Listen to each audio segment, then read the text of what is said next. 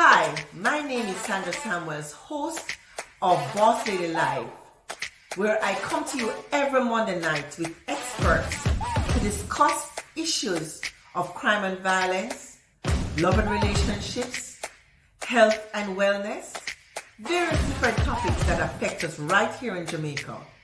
Please like and share and subscribe. Click on the notification bell to be advised when you're on. See you then. Listen, me people, and I want you to listen to me good. You see, children, they are a joy to the world, and no one should ever try to harm them. Children just want to be playful, they want to be cared and protected. Now, how would you feel if you were a child that was abandoned, left at home, or being abused, beaten with all kind of stick and pat cover and all these things? Or you were being asked to go out and do a whole house work and to work like you a slave, or you're being sent on the road to go look money. Stop it. It is not right. Parents, you have to take up your responsibility. Give the children a chance to become a successful man or woman. Parents, we have to do our role. Come on, no man. A child protection, me say, and that you fear say too. So what you say? A message from the Child Protection and Family Services Agency, CPFSA. Good evening, good evening. Welcome again to Boss Lady Live. Thanks again for joining us to discuss what I consider to be one of the most important topics that we can ever discuss in this country. Outside of crime, children is one of the most important topics for us to discuss. Tonight, we have joining us Mrs. Carolyn Dan Stewart. Welcome, Carolyn. Thank you so much. Thank you for having me. Thank you so much. We know you're very busy as it's Child's Month.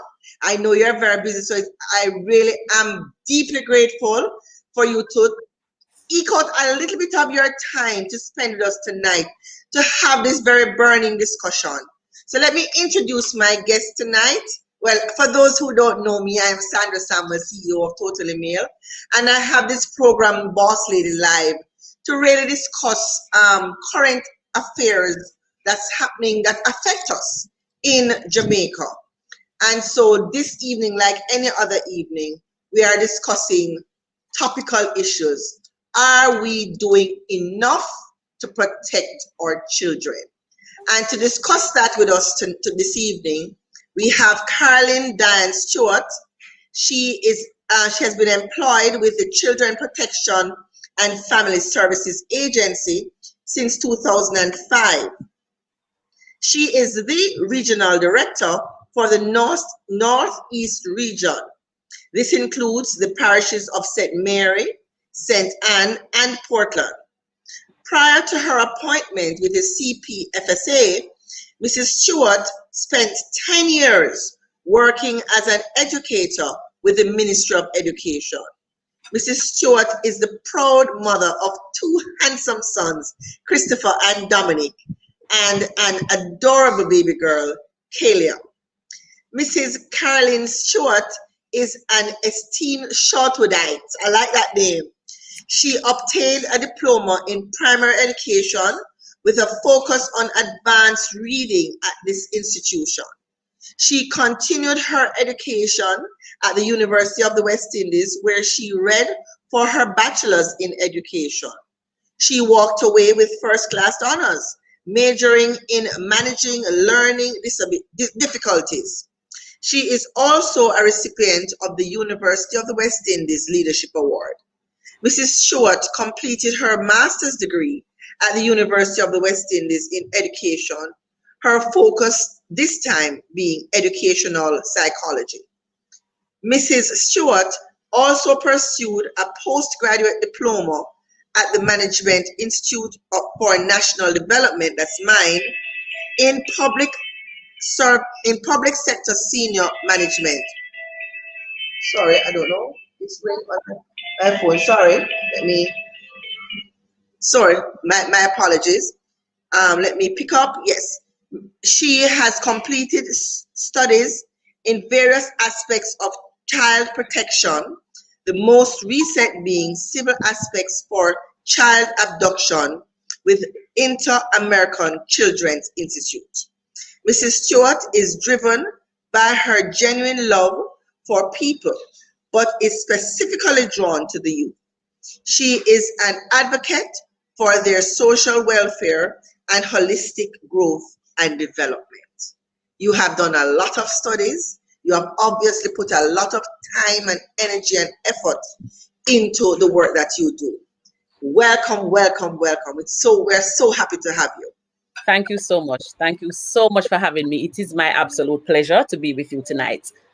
So I know you're busy this month. Just tell us, first of all, what are some of the activities I know the name long now, CPFSA.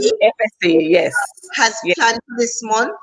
And we just wanted, after that, just go in some of the challenges and how you would want us. Well, let us take it one step at a time. Right. Some of the challenges that you're having right now. What are you going through? All right. So first of all, this is Child's Month. Every year, this time is set aside to celebrate our children. Whilst I believe we should celebrate them all year long, to put May aside to really focus on them, it's just an indication of how important our children are. And so this month is May, and we are celebrating Child's Month under the theme I Soar, meaning I strive to overcome adversities with resilience. And that's what we want our children to do. So all month long, we have been out there really celebrating our children, doing interviews like this, having treats for our children, giving them a chance to just have their voices heard. And so we've been having training for our parents as well, because, we want to build capacity. If our parents are not able to parent their children, then the difficulties that can happen. And we've just been setting aside lots of activities with a primary focus, and that is really to celebrate our children, give them a voice, let them understand that Jamaica as a country, we have paused to listen to their cause for all of May. And so right across the regions, we have been doing a lot of work with our parents and our children. Even today in the Southeast region, that's Kingston and St. Catherine and St. Thomas, there was a big online concert, I Rise. And that's just to empower our children, to help them to understand that it doesn't matter what you've been through or what you are going through. This is not where it ends. And so all of our activities are geared towards that for this month. How has the pandemic affected your efforts? All right, so the pandemic hit the CPFSA as it hit everybody without warning. But we took a decision very early. It goes without saying, our children need to be served. And so we had to quickly adjust the way we do things. And I'll give you a prime example. One of the things we would normally do is our community walkthroughs. And so we would select communities, whether it be because of trends, of reports that we see coming out, or whatever it is. We want to target specific communities. When the pandemic came, we got all the measures, no groups, no crowd, that kind of thing. And we knew we still had to send a message. And so what we started to do was drive-throughs. So instead of walking, we got in our cars, branded vehicles from the CPFSA along with our service partners, and we chose communities that we decided we're going to drive through. And so the message is still getting out there. Our children are not in school now, and so many of them would normally talk to guidance counselors, teachers, and so on, and they may not have that avenue now. But we still thought it important to go out, and we have our bullhorns, and we are shouting out to our children and reminding them that it is important for them to talk to somebody, and not only the children, because once you get into a community, then you have an ear from everybody. And so we've been doing that. We've been doing a lot of online training for our parents, because the pandemic is here, but parents still need to build the parenting capacity. And so we've been doing a lot of that as well, online, and just reaching out. And, I should tell you something, Sandra, COVID is not all bad, because of the Zoom meetings, we have been able to just be more flexible with our hours. Excellent. And so times after what you would call regular work hours, you can be on a Zoom meeting doing training. Parents are able to, adjust their schedules better. So at the end of the day, we just have to continue to do what we have to do, and no COVID, no pandemic, nothing like that can stop the CPFSA, because our children need to continue living safely. I know. You have your outreach programs, but if there's someone out there listening in and they don't know how to get in touch with you, how can they get in touch with you? All right, so we are on the social media platform. We are on Twitter, we are on Facebook, and so it's CPFSA at CPFSA, and we are also we have parishes in every office. In office, we have offices in every parish. Right. So once you hit a parish, you can ask, where is the CPFSA office? And so you can contact us there, and whatever it is that you want to do, whether it's a partnership, whether it is you wanting us to come to a space that you already have to speak to a group of persons, that's part of what we do, right? So once you make contact with us, it's a go. And I know most people have a smartphone now, so most people can get you in some way, shape, or form, because that's how I actually found you. I went on Facebook because at first I put in CDA, because you used to be CDA. You have no CDA, yes, right. Child Development Agency, and when quite recently there was a merger. And, you know, it's very important too to note this.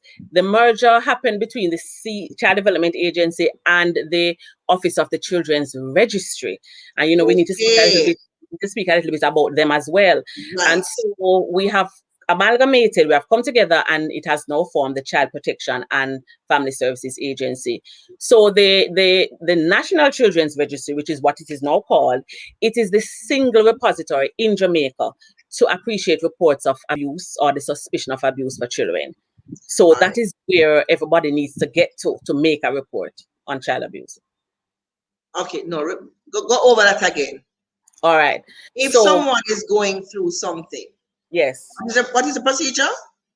So we have what is called the National Children's Registry, and that is where we have our registration officers taking reports from the general public. Now, some persons will ask, how I'm afraid to make a report. What about my safety when I make a report? Right. And so it is important to note that when you call the registry, you do not have to give your name. You do not have to give your address. We just simply want the information that you have. And so persons who are worried about, you know, any kind of backlash, because you know that we are from a society that we call people who want to share valuable information to help other people. We have a not so nice name for them. Right. Where persons don't have to worry about that with the National Children's Registry, because when you call, your information is taken, but your details, your personal details, that's an option that you have. You don't have to give it. But Carlyn, okay, suppose I'm in a situation where I'm the only one privy to that information. So if the information gets out, then the only thing I can point is me. How do you handle that? All right. So the truth is, Sandra, we have to, life is it causes us to make serious decisions, right? And you get to a point where if you are backed in a corner, you have to take a decision. Right. And if saving the life of a child is important to you, then it's going to be a judgment call. But the truth is, there's no way to pretty it up or to make it sound easy. If your back is against the wall, like you did in the scenario just now, to say you're the only person who knows, then you have to decide, am I too afraid to save the life of a child? Ask yourself questions like, how am I going to feel if I look at the news report and hear that a child has lost his or her life and I am the only person who had that information? So that's a place where persons are going to have to get if it is that your back is against the wall. And so you have to take a decision to help. So break the silence is what we try to tell people. Break the silence and save the life of a child. But you know, Sandra, in my experience, I don't know if it's because the way we are in Jamaica, it is very, very, very rare that you are the only person who knows. Usually, news like that circulates, but the problem is it circulates in the wrong sphere. So we are trying to encourage Jamaica. we are a set of people, and we say, Jamaicans talk a lot, and we say that that's not all bad, because there are some things we need to talk about, Yes. so, but share it with the people who can help. So Right, if you stand under don't the turn street it into light, gossip. Make sure that when you're sharing it, you're doing something about it. right. All right. So what I want to do, Carolyn, is to start from ground zero, which to me is parenting. You take a decision to have a child, and some people take a decision to have a child. Some people have children by buckle. Some people are raped. Let us call a spade a spade. Some Right. people are raped. Some people got involved with persons through whether it's financial reasons or not, and as a result of it, there's pregnancy. So we have homes, we have children children having children, and so you find yourself with a lot of scenarios. I don't even know where to start. But my thing is parenting. What is the role? What role does the CPFSA have in terms of parenting? What role do they play in parenting? And I wanted to give us, like, for example, let's say you heard about a situation. Is the parent also taken into custody and dealt with, or we're just dealing with the children? Because I know it's a children agency. How does it work exactly? Okay. All right. So children do not exist in a vacuum. All right. So children belong to parents. Children are part of families, and those families are part of communities. Right. And so there's a domino effect when something goes, I would want to say, when something goes wrong. All right. So let me take it down to, like you said from the beginning. So we get a report. Let's say we get a report about a child. That report comes in through the National Children's Registry. Right. So we have a 1888 protect number that persons can call. And so that report comes in. What happens when it comes in is that it generates the request for an investigation. So that's why we say to persons, just tell us what you know. You don't have to investigate it. Tell us what you know. Tell us what you suspect. So the first thing that happens is that it activates our investigation team. And so we have investigators island-wide. Once those reports come in, they are issued to the investigators, and they do an initial assessment. What are they looking for? And this assessment is very important, Sandra, because we have a whole lot of reports coming in. Everybody who makes a report has a quiet wish that as soon as they make the report, the next time an investigator goes out, it would be for their report, right? But the reality is we are having thousands of investigations coming in. And so when they do requests for investigation, when they do, we have to assess, what are we looking for? We are looking at the level of risk for these children. Is it low risk? If it is a low risk case, it might mean that a parent may need to be cautioned. A parent may need some parenting seminars, some kind of, sessions. Give us an idea of what a low risk situation may look like.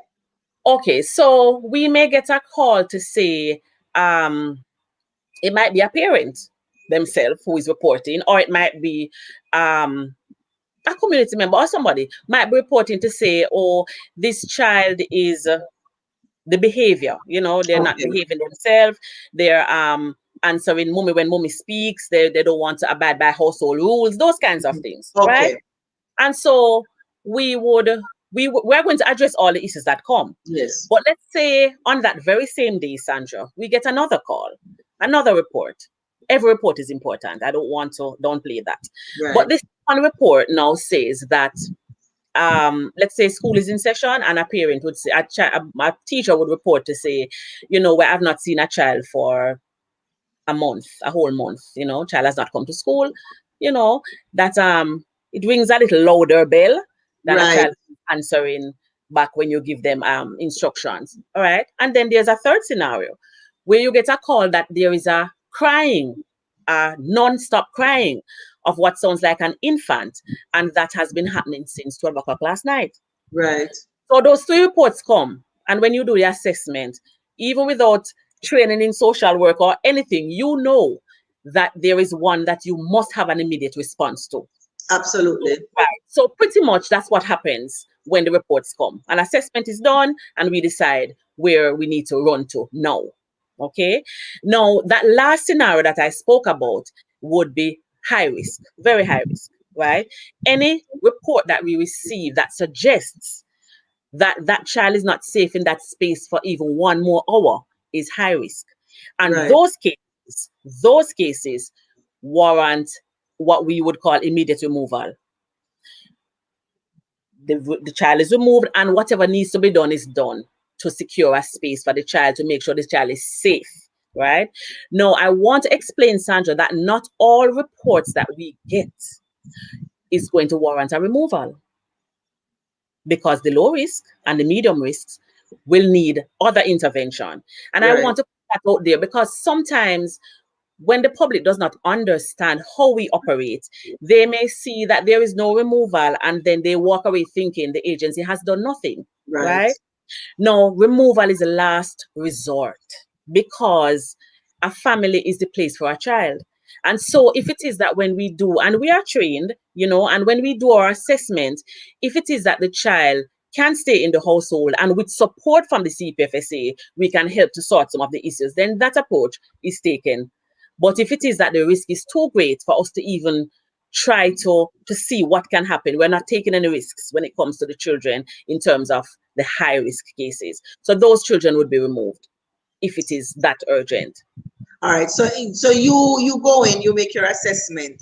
The parent or parents are proven to be negligent in some way. What happens with the parents? All right. So we don't have arresting power, Sandra. We are social workers and we secure the children. But our name, that nice fancy name that we have, speaks about child protection and family services, right? Now, some of the services that we offer for our parents would be counseling support, because the cycle of violence and the cycle of abuse is real. And so sometimes our parents don't know any other way because no other way was introduced to them. So they were abused as children and it comes full circle and they think that's the only option that they have. And so sometimes they need to return to some of the issues that have not been dealt with. And so we do counseling support for our parents. There is family therapy, and we have to make referrals sometimes if it is a case where we think that other agencies would better, suit the needs of those families. And so we do a lot of referrals and working with our service partners. But the rush is never to run in and lock up parents, and no, that's not the rush, because we are about restoration. And if it is that there is something that we can do to help to build capacity, then that's the option that we would normally take. However, we too have a responsibility to report matters to the police as well. And so when those matters come to the same National Children's Registry, if there are matters for the police, then those reports are also forwarded from the registry to the police department for their investigation.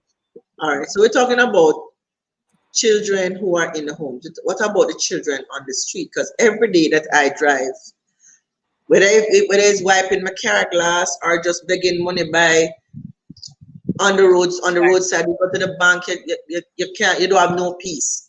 The children are everywhere. Sometimes I stop, I have a discussion. I say, why are you out here at 11 o'clock or 10 o'clock? Well, that was before curfew start keep. Yes. So I remember one situation in particular. I saw this little young man selling chocolates. It was like 10:30. I had stopped at to buy some chicken at Island Grill. I said, why are you out here at 10:30 in the night?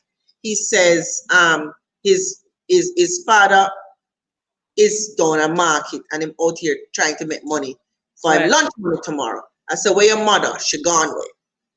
No, I don't know what to do. What I did was to give him some money. I didn't want any chocolate. I gave him some money and said, I need you to go home now. It's 10:30. You need to get off the street. But that is just for one night. Right. How are these children treated? I would love to see a situation where parents don't know where their children are, and it's a panic because if they don't know where their children are, police will be coming for them. What are we doing about those children, the ones at the stoplight, the ones who are on the road begging, the ones who literally, I watch them grow up on the street? What's happening about those? So, Sandra, that's a major issue. That's a major issue, especially in some hotspot areas like Kingston and in the Western region and so on. Montego Bay, yes, that's a real issue. It is an issue that is going to take a collaborative approach, and I'll tell you why. Those children who you probably see at the stoplights and you see them selling and so on, we have had initiatives where we have gone out odd hours of the night just to see what's happening in terms of these children on the street. And in all our parishes, we would have people going out because we know the hotspots. And so we work closely with the police, and there are times when we go out to, and even in the day sometimes, and those children are identified. Now, what we do first of all is try to get as much information that we can from them to get to their parents, that kind of thing. And so the aim is always to get to parents to say, you know, first of all, do you know your child is on the road, that kind of thing. Now, there are circumstances, Sandra, we have to call a spade a spade. Yes. The parents know where they are at. The parents know that the children are out there and they have sent them out there. Sometimes they are not far away. They're definitely right. Yes. Right. And so it is an issue that is not very simple to deal with, because like you said, you would go out there, you find the parents, you have a discussion, and then you are back out there 2 weeks time and the children are there again. Right. Yes. And so we have currently in Jamaica now 52 children homes, and the truth is, if we were to take, every time you go to the stoplight, I don't think the answer is to take up all these children and lock them up in homes, because the truth is they are used to being on the street. And remember that our facilities, Sandra, they are facilities for children who need care and protection. So we don't have guards, and we don't have high fences, and we don't have that kind of system like we are locking them up. But they're not necessarily bad kids. It's just that it's child labor, because they're out there fending for themselves at 8 and 9 and 10. And what it is, so what is the policy? What is the policy where these kids are concerned?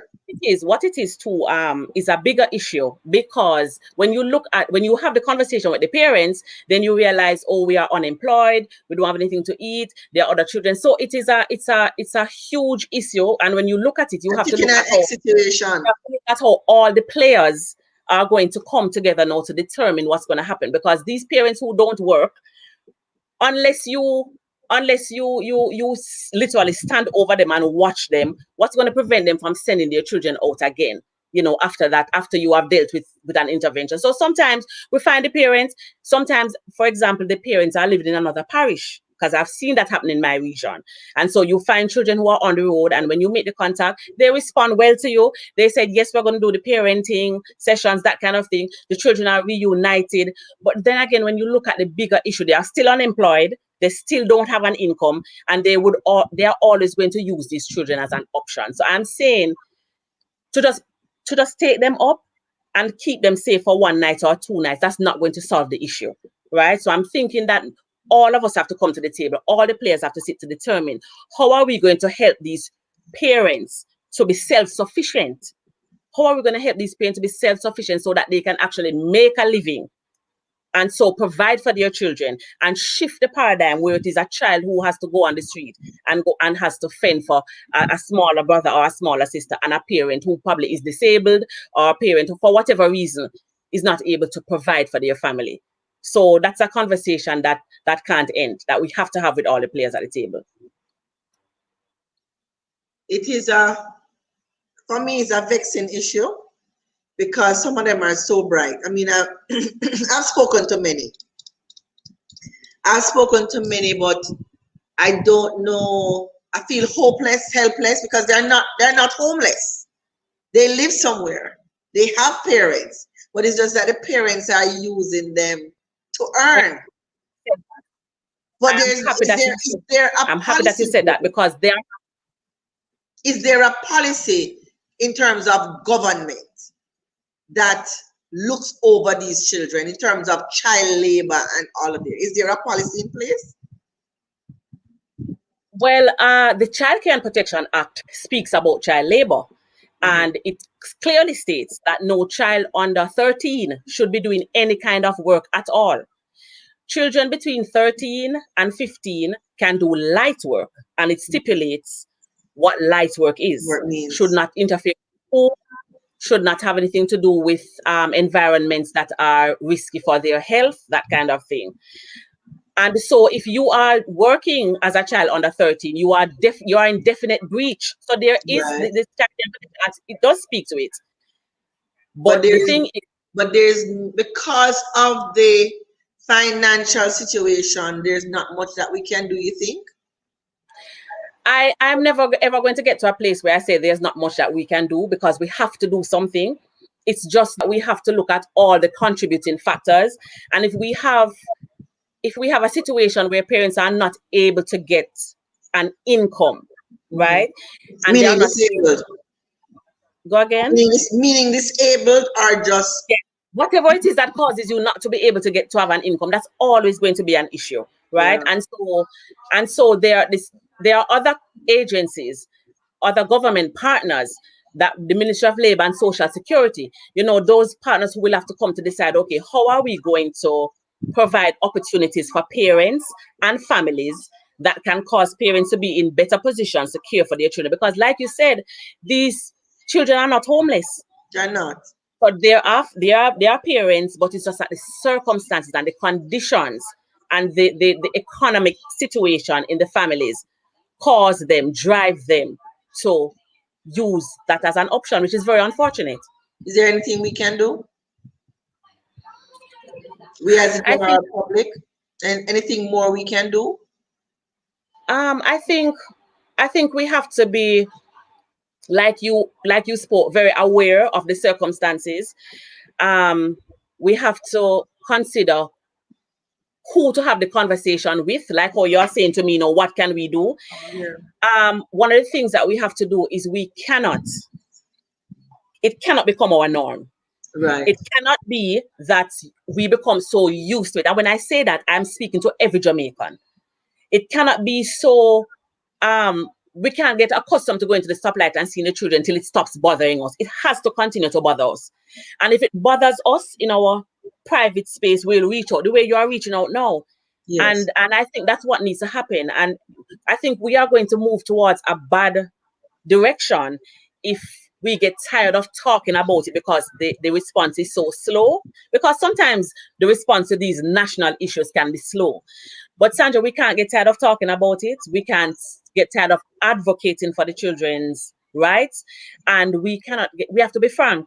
We have to be frank, and we have to have the discussion. Yes. Right. For sure. Right. So I think for sure. Friends, I just want to remind everyone that this is a live program, and I do live, not because I want to just do a live. I do live so that you can ask the experts the burning questions that you have. We have this rare opportunity where we have these wonderful guests, these very knowledgeable guests, these guests that are on the ground doing the work. Ask them what you want to ask them. Ask them and let us know if you have ideas for them as well. Because that's also a part of it. Because if we're not a part of the solution, we're a part of the problem. That's how I see it. All right. So, okay. So before I get into the obvious questions about what's going on now, I want to also speak a little bit about kids who fall under the radar. Because what I've been noticing from I've been doing these programs, I mean, we talk about autism, and we talk about mental illness, and we talk about all these various other issues that can affect children. But the thing is, you have persons who are uneducated, persons who are underexposed, and sometimes children are just labeled as bad. How have we been trying to catch those kids that whether fall under the autism scope or mental illness scope or any kind of other issues where they're learning with any kind of learning disabilities. How does the CPFSA intervene in some of these issues? Okay, so we have a little bit over 4,500 children in care, in state care now, right? Meaning that they would have had to go before the courts and receive what we call fit person order, meaning the state now speaks for those children. Right. Now, some of those children are children who you just described just now. And I just want to say that a little over 2 years ago, we opened a government facility, the first of its kind, all the way in Manchonil, Portland. This is your open invitation to visit us, Sandra. Okay. The Muirton. You don't have to ask twice, you know. Okay, so we talk about that, right? So that facility was opened up for special needs boys with special needs, and like I said, we have private facilities that would cater to some of our special needs wards, but never before did we have a government facility specifically tailored to dealing with boys with special needs. And so that's one of the yes, that's one of the achievements that the CPFSA boasts, because nestled in the hills of Manchonil, cool Portland, we have a beautiful facility with a beautiful set of caregivers who are trying to create a nice therapeutic environment for our boys up there. Now, certainly, I really hope that not long from now, I'll be able to tell you about a couple of others. But for now, we have one, right? And so that along with our... Right. Yeah. So what we have is those special needs boys in that space. And then our other special needs children, you know, are filtered around our private facilities. Yes. But you know, you spoke about people being uneducated, and that's important because a lot of our parents, Sandra, they find that their child might have some kind of disability and they want to go as far from the north is, you know, to the south. They don't want to have anything to do with these children. And so a lot of what we do, that, Carolyn, they talk about obia, dumping in the house. I was going to get to that. Other things that have absolutely nothing to do with the child's mental state. Our culture is real. Yes, our culture is real, and we have to embrace our culture, right? And so we have had the conversations when we hear about a parent saying, you know, it is obvious somebody did something to me and that kind of thing, you know? And so that is there. That's real. We have heard it and we continue to hear it, you know, but we are sending a message now to our parents that, first of all, mental illness is a sickness just like any other sickness that can be treated. And children who have learning disabilities or fall on the autism spectrum and who might behave what they call bad, we don't call it bad behavior. Those children are crying out to us for help, and we have to lead the charge. And so one of the other things that we boast as an agency is that we have started to provide support for parents to have their children remain at home with them, special needs children who can stay home. And so the agency provides whatever support we can to have those placements. Yes. And so we are sending the message. Just the other day, we had a session with the Jamaica Council for Persons with Disabilities. And it was another partnership between the CPFSA and that entity to educate, so that persons can know what the options are in the parishes that you are. Because gone are the days when you have a child who is disabled and you think your only option is to pack them up and leave them on somebody's step. And so we think that, you know, getting the information out there to parents will help them to understand that they are not alone.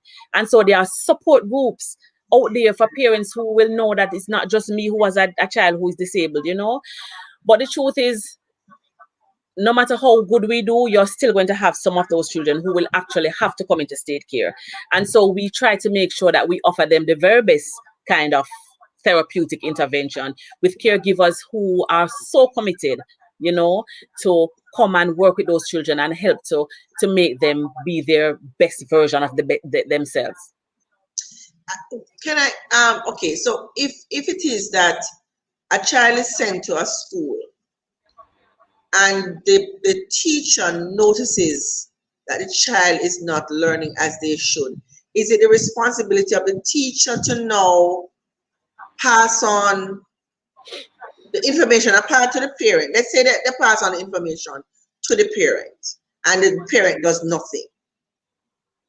Does the CPFSA get involved at that point? All right, so let me speak a little bit about a special set of people that the CCPA, Child Care and Protection Act, which is the law that governs how we take care of our children in Jamaica. So the CCPA speaks about a prescribed person. And a prescribed person is a person who, by virtue of their employment, have to interface with children. Right.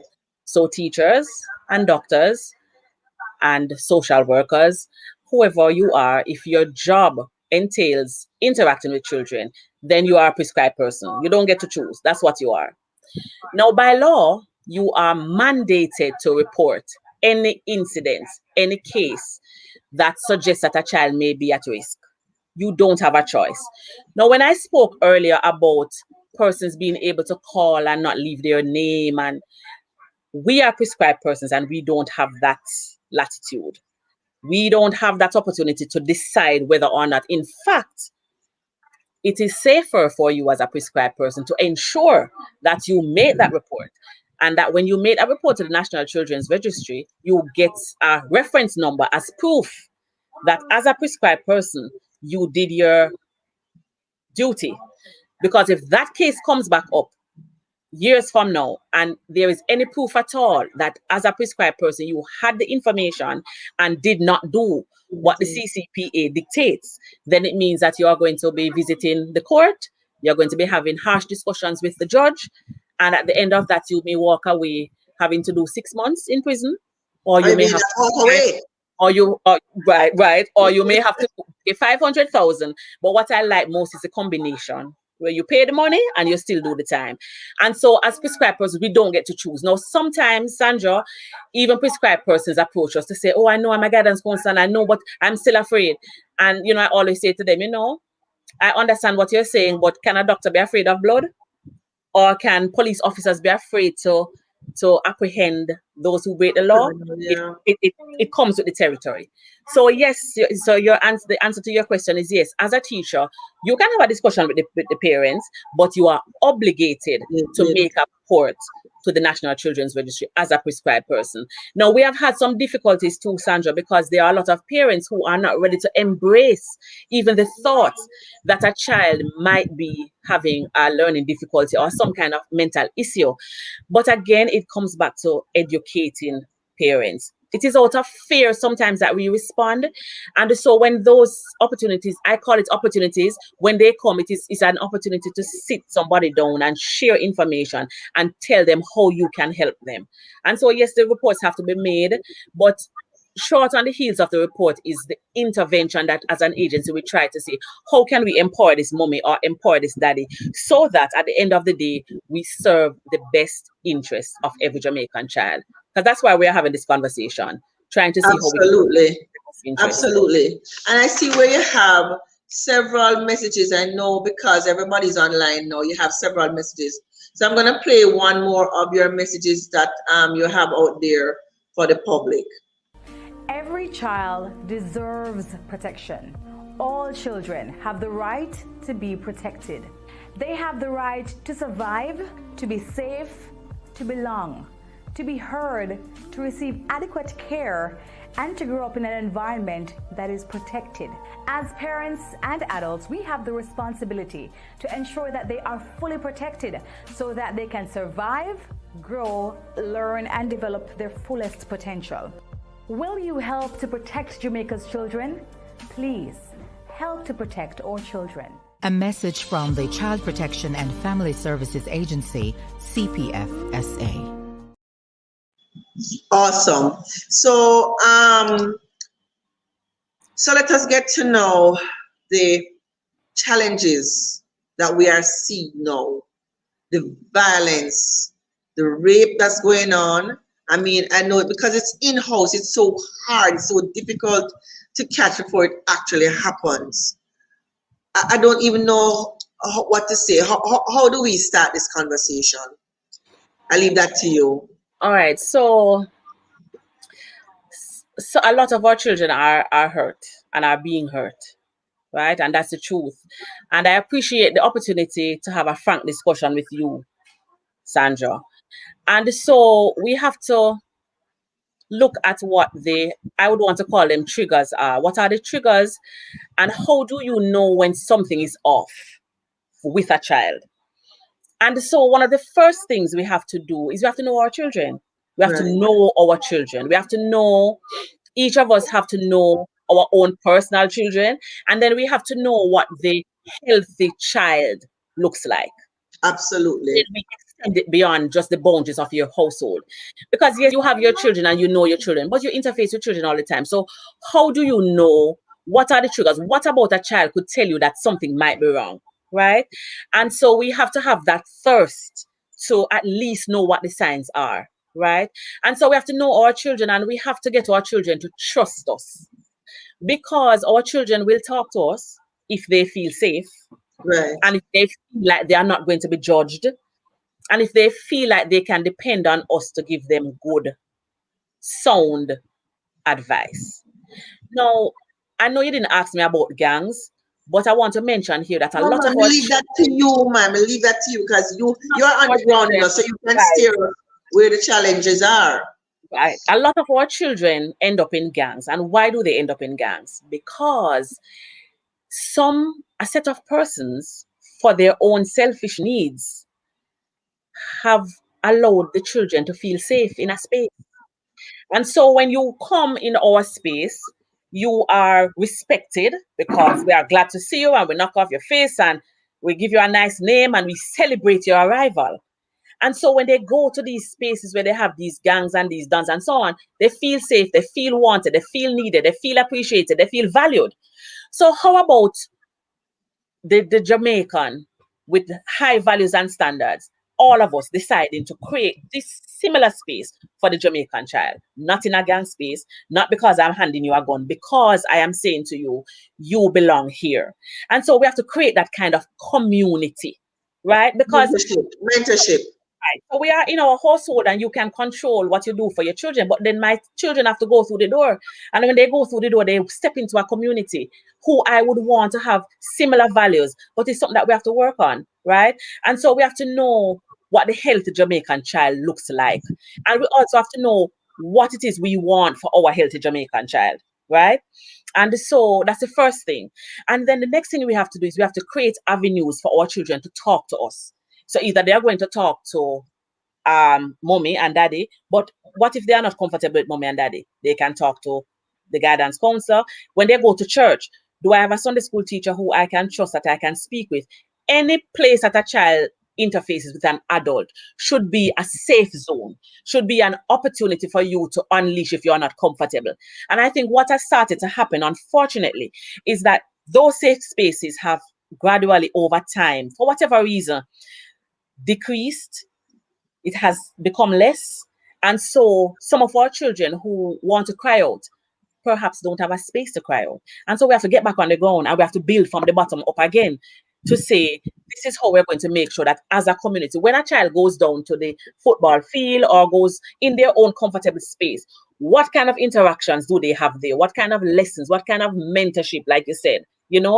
How are we modeling as a society how children ought to behave? And it has to get back to that. And so backtracking to the question you asked, yes, our children are being hurt, but we have to get to a point where we are willing to speak out, even if you're going to become unpopular. If something looks funny, say something about it. Don't wait because it's only one time I look a little funny and it was only one little. No, if it rubs you the wrong way, and if it and half of the time you know when it doesn't seem right. We can't take delay is danger. Yes. Right? So you can't take a long time before you try to reach out to try to either get somebody to provide assistance or provide the assistance if you can. But that's what we have to do as Jamaicans. We have to talk about it. It's not. It can't be that, gone are the days when something is going wrong, and even as a family member, you try to keep it to yourself because the shame on the family. Right. That's not where we are now. It is time to talk out and to support every Jamaican child like it is your child. but they'll argue that many times why most of this goes unchecked is because most times it's the breadwinner of the family that is the perpetrator. What do you have to say to them about that? And that is also true. That is a hard fact. It is true. But yes, the breadwinner, when a child speaks out, when a child is comfortable enough to speak and to say, this is the man or the woman, right? Because I don't want us to think that it's just the men. This is the man or the woman that has hurt me. Then we have to respond to that child, right? And we also have to be aware that that child belongs to a family that will have needs. When the police officers come, I believe solely in, yes, pull that breadwinner. Yes, you are the breadwinner, but we have to pull you now because you have hurt a child. But then what needs to happen after that? The support needs to come. So it can't be that the end of the story is pulling a breadwinner and then a family with 3 or 4 children stay there with no way to survive, no way to school. So like I said, the support has to come. The support has to come from the CPFSA. The support has to come from other entities. Because when Jamaica decided to sign the United Nations Conventions on the Rights of the Child, we took a decision as a country that we want to keep our children safe. And so it means that all the players have to do what they have to do to make sure that this safe space is created. So if we have to pull the breadwinner, Sandra, we have to pull the breadwinner because we cannot compromise the safety of another child. But the other half of it is that we have to provide the support. What are you going to tell a mother when she comes to you to say, okay, my husband or my partner for many years did this thing and he has to be removed? When she sits in front of you, this is the reality to say, he's gone and he used to give me this. What are you going to tell that mother? What are you going to tell hungry children? And so these are some of the realities that we face on the ground as CPFSA persons all the time, because we have to follow through. The first half is the hullabaloo that the media gets and so on when the children are, rescued. But then the support and the continued intervention for the families is very important. And that's when our very hardworking social workers come in, because they, long after the media bite is finished and long after the spotlight, we stay and fight with those families to make sure that they never have to feel like, I am sorry that I told this ill that was happening to me. And that sometimes, Sandra, is where the work really is. That support that you need. And we can also talk about the signs that something is happening. It may not necessarily happen by somebody coming out and say something is happening, but they're acting strangely. Yes. They're doing things that they don't normally do. Even the parent, maybe one of the parents, because sometimes the parent is being abused and it trickles down to the child, and they're acting strange. And we at work, we notice. We don't ask them, is everything okay? Is there something that we can do? Or we don't try to get involved, because if you ask, you may have to do something about it. Yes, right. And the signs are there too, and it's important that we understand. But sometimes, what we do as Jamaican parents, Sandra, we call the signs bad behavior when we're talking about our children. I was saying, all of a sudden him just start, and I'm always saying to parents, there is no all of a sudden. Walk with me. Let's go back. Go back with me and tell me what has happened for the last couple of. And then you'll realize that there was something. And listen, though it might be insignificant to us as adults, we sometimes need to pause and remember that we were children one time. Absolutely. And the things that used to concern us and the way we used to respond. But all of us hit 20 and 40 and 50, and then we forget that we were children and that the little things bothered us. And so sometimes that bad behavior more often than not is an end product. And when you're able to sit with a child who everybody else thinks, oh, this boy is so bad or this girl is so bad, and it's not always easy, and I don't want to even make it sound like it's just you have to break down a lot of barriers to get to these what they call bad children, which we really don't like. That's not a term that we use, right? And you have to break the barriers to say, tell me what's going on. It takes a time before they trust you, but when they do, you would be surprised to see the many struggles, the many unresolved issues that these children have that depicts itself in behavior, what we want to call bad behavior. Bad behavior. And so sometimes as a social worker, that's what the general person is calling bad behavior is what we need. Those are the indicators that starts the ball rolling for us. A girl who starts to just go home late, she would normally come home early, but all of a sudden she's staying at the bus park until 7 o'clock at night. And oh, she's so bad, right? And even there are people there who probably know her parents, and instead of having the conversation to say, we start to spread a nice thing about, but maybe could it be, and we need to pause, could it be, what if it is that I am killing time? There's a nice little message that you have that I'll also play that speaks to this very situation. Him say it normal. Home alone with him again. I feel so dead inside. In these challenging times, there is an epidemic of violence against women and children.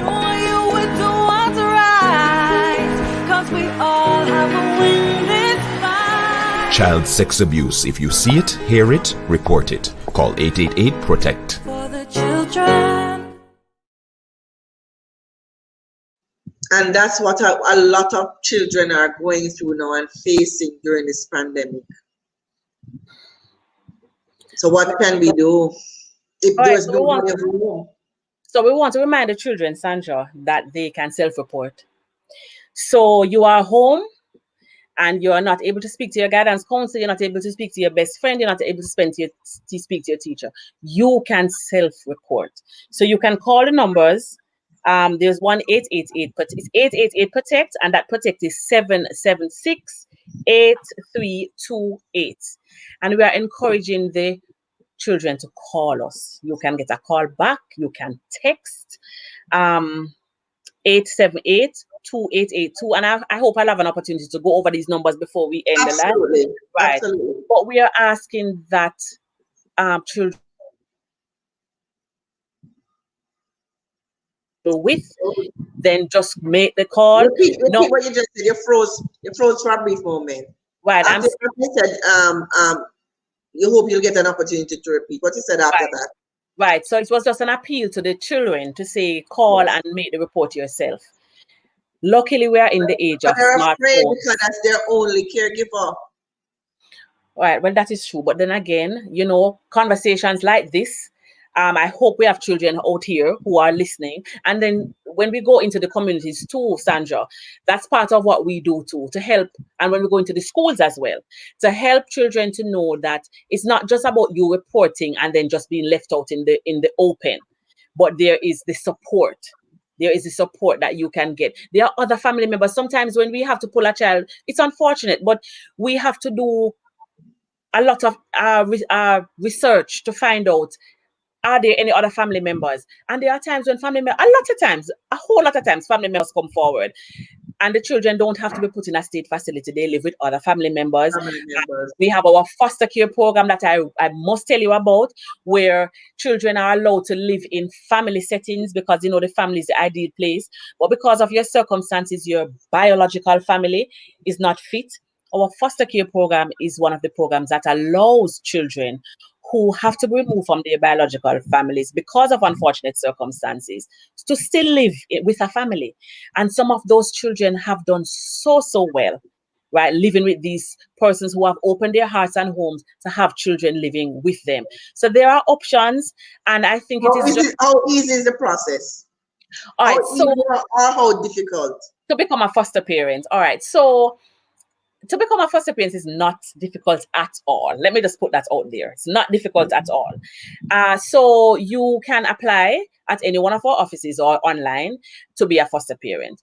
Once you are under 65, between 25 and 65, you do your application. Let me hasten to tell you that even if you're over 65, with a medical that shows that you are fit and capable and, medically fit. 65, a young some person, I know. I agree with you. And so you do your application. And of course, we're going to want to know a little bit about you. So you're going to send us your references. We may ask for the medical if you're over 65, a police record. And then we do an assessment. So we come into your home, and Sandra, we're not coming into your home to see how many wings are on the mansion that you live in. That's not real life, and that's not what we are looking for. So for all the persons out there who are afraid to approach the CPFSA because you think we are coming to look at mansions, don't think about it that way. We just want to make sure that our children have a comfortable space, and that when we take them out of an unfortunate situation, Sandra, we are putting them back in right. And so that's why we come to look at the space and to make sure that the child will be comfortable. And so we have also mandatory training for foster parents. Now, there are persons who have children already and might wonder, oh, but I have grown 3 and 4 and 5 children. But I'm sure even with going 3 and 4 and 5, you could not use the same plan for the 5 of them, right? Absolutely. Different children from the same womb need a different approach. So nobody's exempted from this training that needs to happen as we, just review with you the stages of child development and what the requirements are and that kind of thing. Once that happens, the application is reviewed and approved if we are comfortable that placing a child with you will add value. If we don't think it will add value because of whatever reason, there is no compromise there. If it is not safety first, then there's no compromise. So the child is, we identify a child, and we have to be reasonable, Sandra. So there are some persons who apply to foster, and when you have the interview with them, you realize that the reason to foster is not the reason that we are looking for.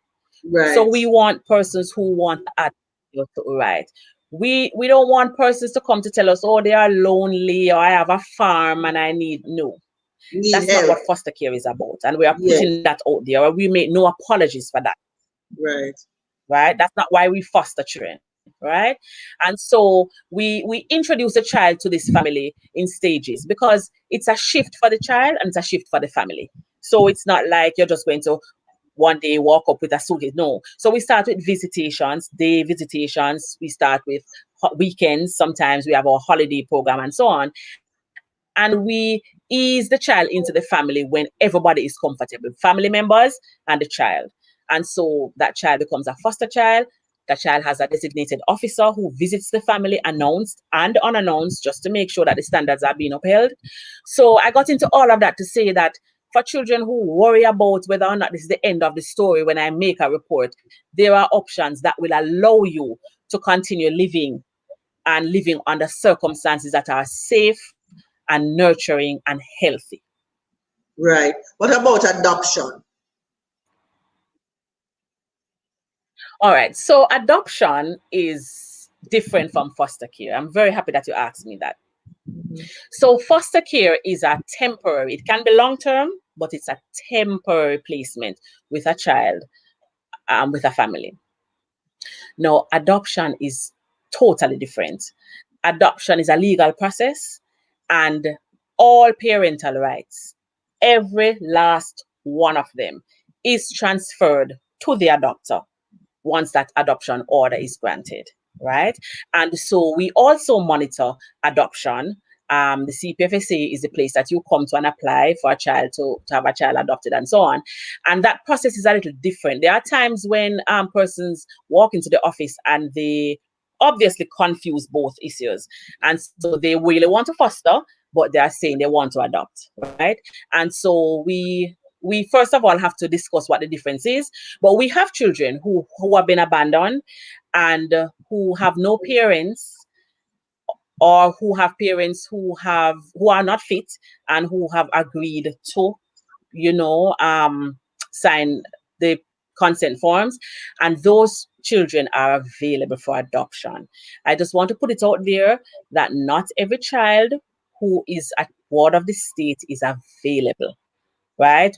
I said we have like over 4,000, almost 5,000 children. Not all of them are available, but for those who are available, the process begins and they are freed to go with families once the adoption order is granted. Is there a monitoring period for adoption? Once the order is granted? Yes. All right. So, for example, I adopt you, but and I take you over fully. Is there a period of, say, 2 years, 3 years, 5 years, or once I'm adopted, that's it? There's no more checking. All right. So there is a short window for follow-up.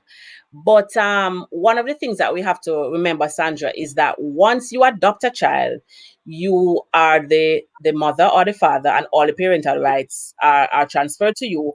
And all the requirements of caring for a child and ensuring that the child is safe, it falls solely on you again. And so it's not like, oh, you're adopted and you walk off into the sunset and nobody monitors you, just the way every parent ought to be monitored in the Jamaican.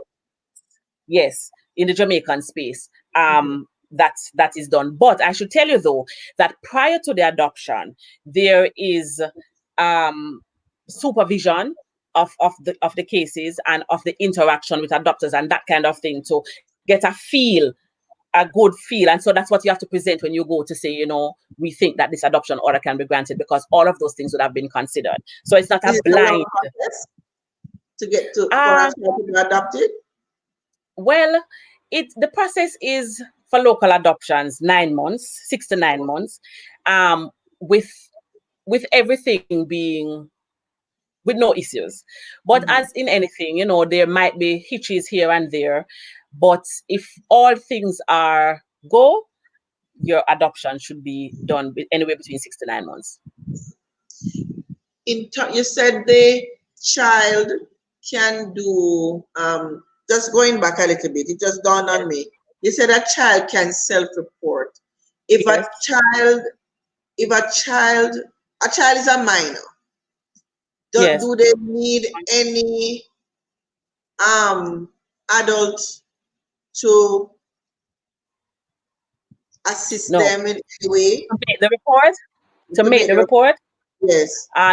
No, they don't need an adult. They can call and they can make a report. However, if it requires a statement to the police, then that is when you would have to have somebody, an adult, who would sit in with that child.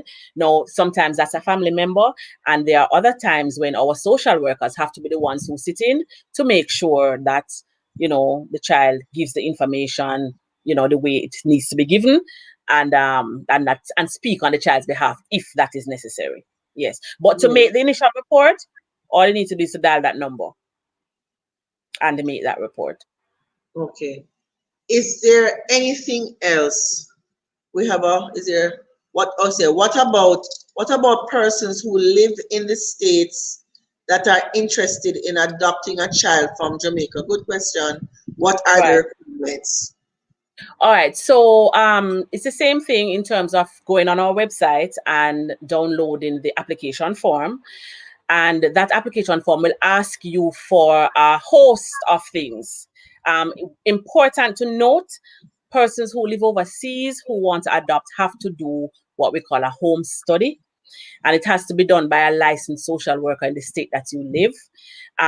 You can be guided through the CPFSA as to, depending on the state, what direction to looking and so on. But that's one of the major differences between local and overseas adoptions, that major home study that has to be done. All the other things, are mirror the local process.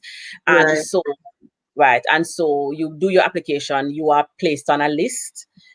We have a waiting list, and so you are processed accordingly once the child becomes available. Okay.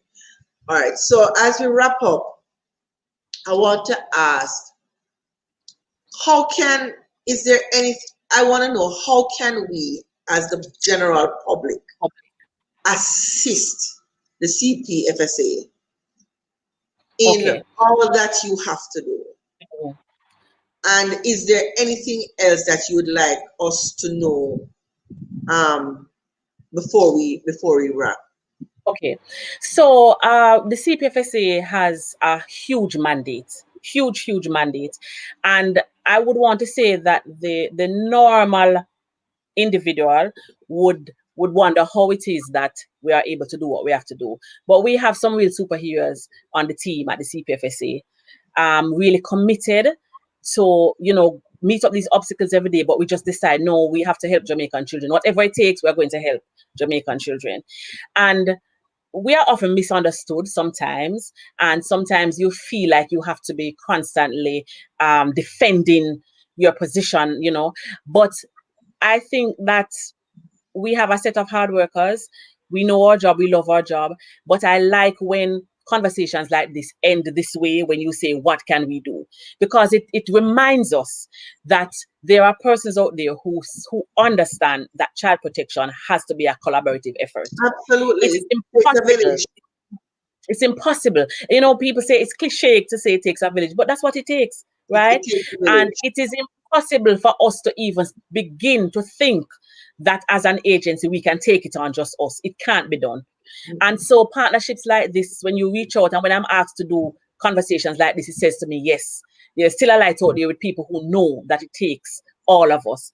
And so the first thing that we have to do is to communicate that message to everybody, to say, yes, it can't be them alone. It has to be all of us, right? And we have to spread that word until we start to believe it. And then all of us we can serve in different ways. So perhaps you can't adopt, but perhaps you can be a foster mother. And perhaps you cannot foster full time, but perhaps you can take a child in for a summer holiday or a Christmas holiday. At that time when we were doing holiday placements, COVID, that's kind of, but we have our holiday placements, right? Yeah. Or perhaps the way that you can help is to simply invite us to have conversations like this, when we can share information.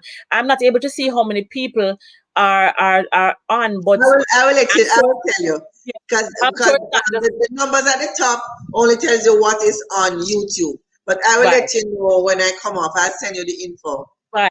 So I'm sure it's not just you and I. So you have made your mark tonight. It's posted, so it continues. It's a permanent fixture, so the information will go out there. Right. So that is a way that I hope you know that you have helped today. This 1 hour that you have set aside to have this important conversation is the way that you have helped today. And so if we look at all the things that we can do so that we can tap into the big picture of child protection, because we are not police officers, they will have to play their part. We have social workers who will play their part, but then some persons might just have to be the ones who will help us with awareness and education, right? So perhaps that's the way you can help. But the truth is you have to buy into the notion that it takes a village. Yes. Buy into the notion that we have to break Nadine had said before, it takes a special person to be a social worker. Hard to detach your heartstring from the situation. She says, bless you, Carlyn. Bless you. Yes. Well, so what about persons coming into the field as well as social workers? Do you have enough social workers? Do you have enough persons that can do the job? Do you need people to look into this when leaving school as an area of practice that they need to come into? Because all of that, because everybody wants to go one direction, whether it's IT or whatever. What about these areas? Are these areas underserved? Sandra, we need social workers. We need social workers, right? We have social workers who have a whole lot of cases that they have to be trying to work on, but you know that it is also a process, right? Yes. So whilst the powers that be advocate on our behalf to make sure that we can get approval from more social workers, because that's a conversation that doesn't end either. And so, but it is a process, right? So it boils down to money. So we might have to look for the public sector, the private sector again. Yeah. The private sector again. maybe. But we do, I know they're helping already. But we do need social workers, and we need persons who, prior to COVID, what we had was a robust volunteering program where persons would come in and help us, to volunteer. They are trained in the area, and once the relevant checks are done, they would come in and do that, right? We have persons who volunteer at facilities, to help our children who make donations, that kind of thing. At Christmas time, you should see the children in facilities. But the truth is, we don't want it to end in January, right? So what we want is, we want people to come on board and to just buy into our programs and buy into our initiatives and the things that we're doing, and just help to spread the message and the importance of protecting our children. And it's something that doesn't end. We have to continue to be committed. It's hard, and sometimes I think that people get weary because, oh, I've done so much, and every time I go to the stoplight I still see, just like you said. Yes. But we have to still continue to can't give up. We can't give up. So and also, I mean, apart from the teachers, if you in your workplace, if you see somebody acting strangely, ask. Don't take anything to ask. I know some people don't ask because they feel like once they ask, they have to do something about it. If you can't do something about it and there's an HR department, refer to the HR department, because sometimes the parents are really burdened with their situation, don't know who to turn to, and most times they have financial issues, so they feel as if they can't do anything about it. But sometimes just having a conversation. I remember one time, a long time ago, I met a mom with a child with autism, and she seemed overwhelmed. And all I said to her, "Mom, are you okay?" Because the child was just crying and crying and crying and crying. I wouldn't stop. And I said, "Mama," and she literally just fell in my hands. And all she really wanted was for somebody to just hear her, see her, and just take the child from her for like about a few minutes so that she could just collect herself. You know, sometimes we just assume that everybody have it together because they try to keep it together. But it takes everybody to just chip in. You know, I know Rotary does a lot, Kiwanis does a lot, Optimist does a lot, because we have a lot of programs that we do. Lions Club does a lot. I mean, all the various service clubs. I don't want to leave out any. If I didn't call the name, all of them. Intentional, right? But I know that all of the. I didn't even know that I had an interview with Kiwanis and Rotary. I'm a Rotarian, and I didn't even know that Kiwanis' focus was really children. I was just knowing that for the first time, that their focus is children. So, I mean, all of these various areas I know, but individually, you can also make a difference. Individually, I mean, there are so many different programs that you can, I mean, like Christmas, well, because of the pandemic, a lot of those treats and a lot of those things are not happening anymore. But still, you know, mentorship. Give back to your old school, your alma mater.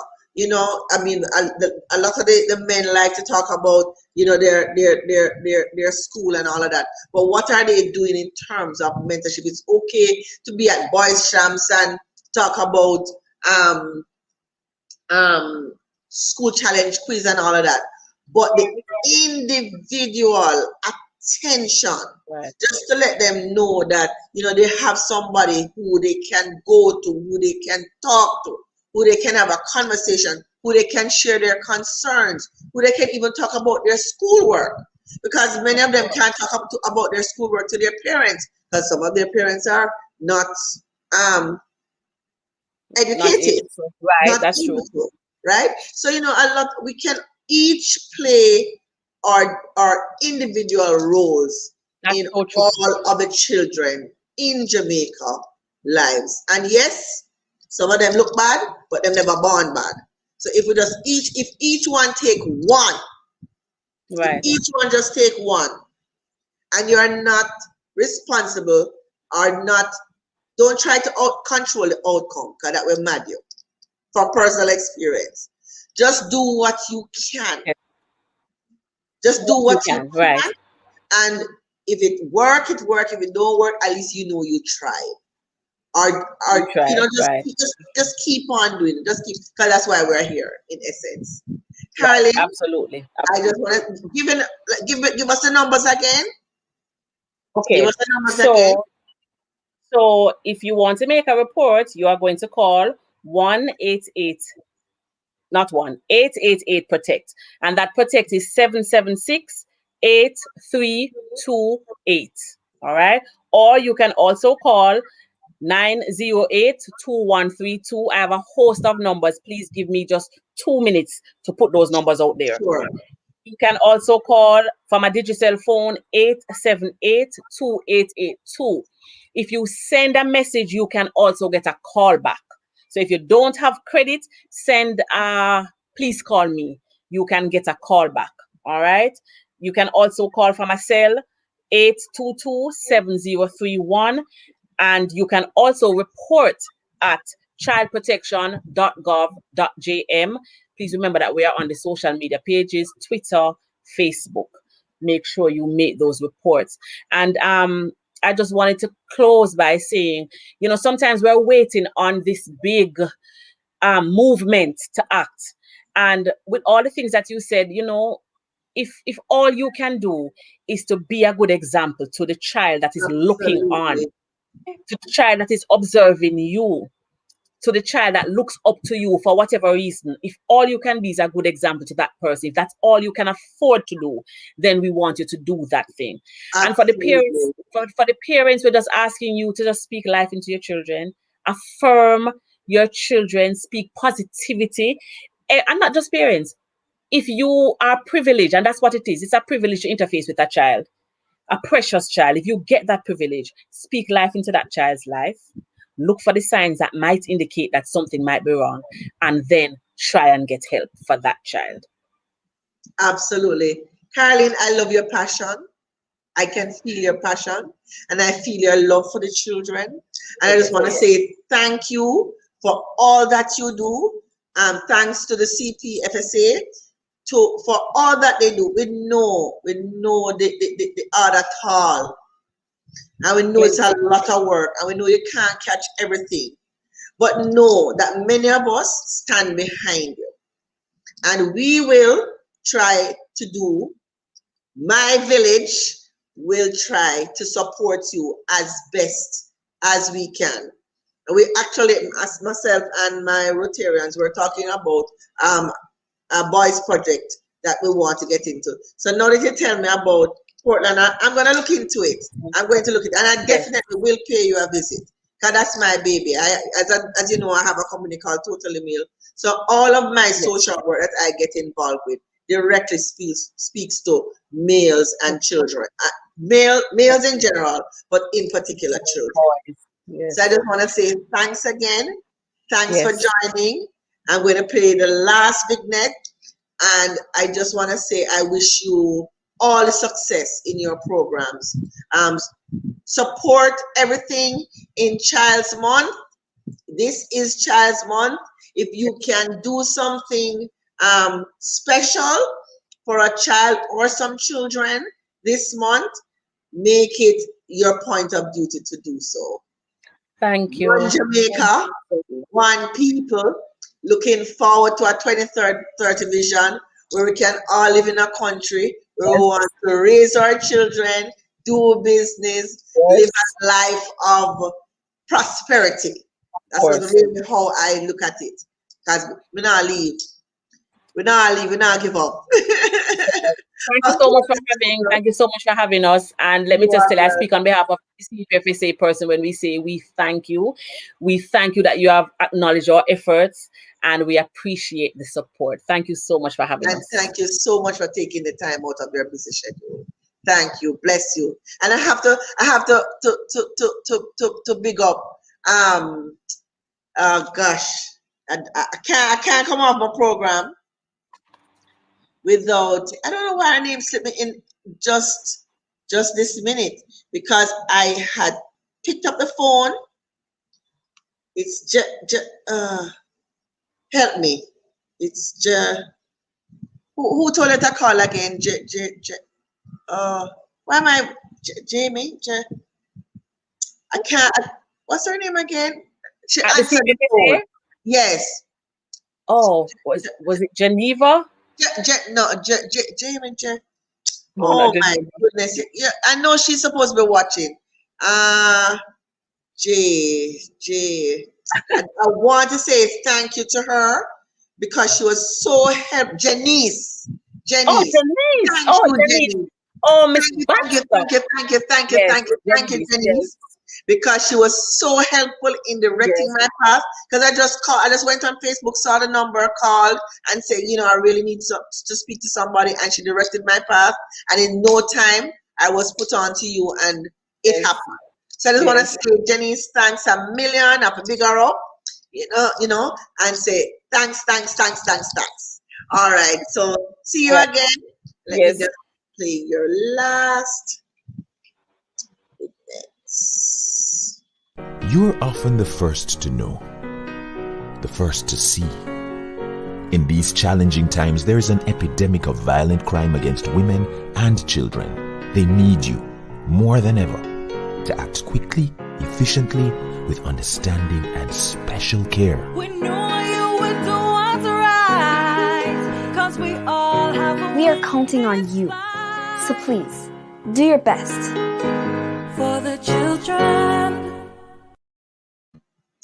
Okay, so before I leave, I forgot. Let me just tell my fans, my Boss Lady followers, next week, Monday, we will not have Boss Lady Live because it's my birthday. So we're having a Zoom party next week, Monday. I have posted the Zoom link on my page. So I'm asking for all of you to join me. It's my 57th birthday, and everybody knows I celebrate every single birthday as if it's my last. I love birthdays. So join me next week, the 31st of May, on my Zoom party. As just check the page, you will see the link, and we'll see at 8 o'clock sharp. We'll be celebrating my 57th. So please, we played lots of oldies, lots of 70s, 80s, and 90s music. So I will have it about an hour and a half. So see you next week. Be good, be careful, and be safe.